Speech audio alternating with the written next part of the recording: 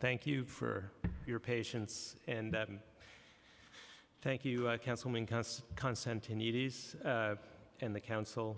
My name is Richard Reiss. I edit a project called City Atlas, based at the Institute for Sustainable Cities at Hunter College. Right now I'm speaking on my own behalf, and I'll describe something, and then Theo, who works with us, is going to also describe an idea.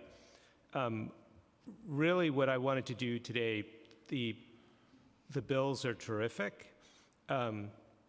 So we totally support the bills. A concern is that the focus on buildings can lead to tunnel vision. And I'll describe that very quickly, because in the time we were here, people around the city were making money. This city has a $1 trillion economy. Some McKinsey partner made enough money in the time we've been in this room to send his family to Greece for Christmas, which is probably happening. In that trip, that family is going to quadruple at least their share of their building's footprint. So the city has framed the 70% are buildings, but the flip side is if you make over $100,000 a year, your share of your building's footprint is probably less than 10%. Less than 10% of your emissions. Most of it is discretionary, plane travel, the things you buy and the things you eat. So the city needs a full conversation, and the books that I passed along begin that conversation. Of particular interest is a book that's a report for Paris. So that's how Paris is dealing with it. It's a small paperback. That's a terrific example. That's one of the only English language copies. It's precious, but I wanted you to have it. They gave us 4. They gave us their last 4. That's very kind of you. Thank you. Yeah. The team that did that book is terrific. They want to work with us. They'd love to work with the city.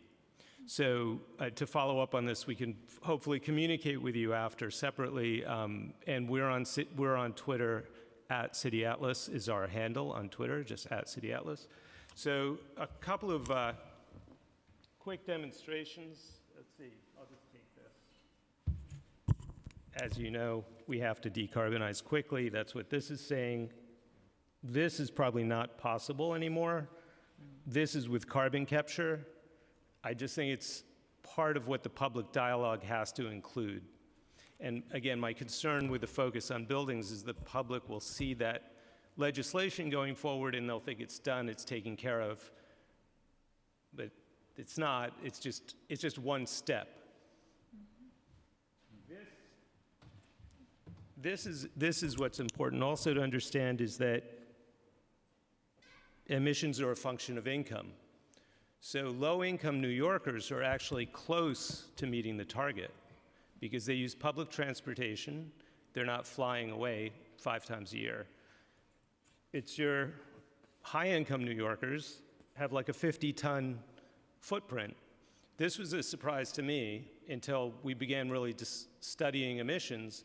And 50-ton is the top 10%. That only gets you into the top 10%. There's people 100 tons and more, right? So Amazon just brought 25,000 jobs to the city. Those are going to be coders and people making good money. They're going to land more up here, and it's not going to be, it's going to be because they're making money and they're doing what you do when you make money. So we need a whole conversation about this. The Paris book is a great example of that. The last thing I'm going to say, and actually Theo has an idea that he'll describe, but the last thing I'll say here is we've designed a game to show you how to decarbonize the city in terms of energy, and we'll have the ability to produce it in January, and we want to get it to the city council. We can train your staff to play it, and then it'll be a good tool for working out some of these things. And now I'll turn it over to Theo. All right, Theo. Okay, so I guess I'm the last one talking all day, so I'll be really quick, because I'm probably the least experienced and least qualified to be talking. Absolutely not. We want to hear everyone's thoughts, and your thoughts matter just as much as everyone else's. So thank you for being here, and thank you for participating. Thank you. Yeah, so thanks for letting me talk. My name's Theo Miller. I was born and raised in Brooklyn. I work for Richard at City Atlas, and I'm talking on behalf of myself. While the bills being discussed this morning, I guess this afternoon, are well-intentioned and necessary, they overlook the most important factor in New York City's response to climate change: public will. The carbon reductions referenced throughout today will simply not be achieved without a willing and consenting public. The protests in France over the past couple of weeks should be an important lesson that top-down regulations will not be enough on their own. New Yorkers must be given an opportunity to learn, workshop, and discuss climate policies. Well, clearly the buildings are really important. I don't think that we can forget about the people and their behaviors and their interests that are inside of those buildings.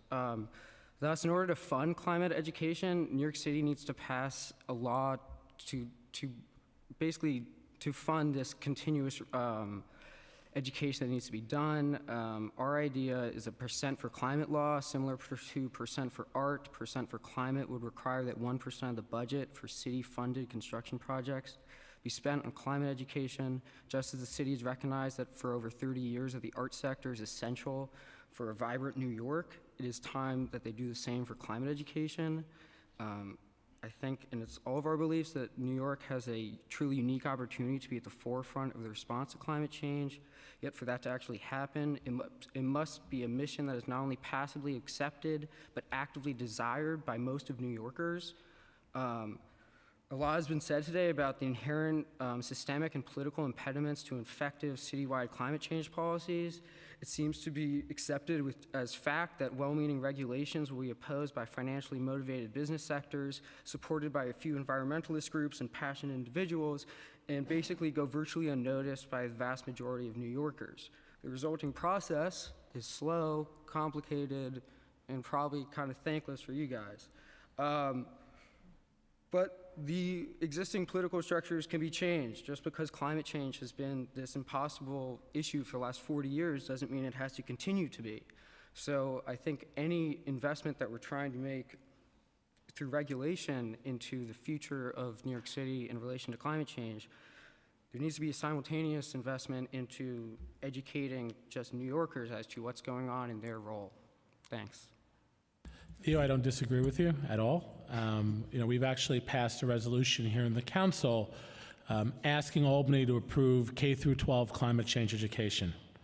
So whether you're a kindergarten student just getting started with your education, or you're a high school senior about to graduate, that you would receive climate change education that was appropriate, and not just as part of a curriculum where you check a box and say, okay, we did the climate change thing, but actually integrating into conversations on political science, on economics, because everything we do now is framed by climate change. So I wholeheartedly agree with you, and I think that I would look forward to partnering with you and the work that you do on how, we've built hydroponic science labs in my district, actually 11 of my 17 schools. We've funded through my office hydroponic science labs.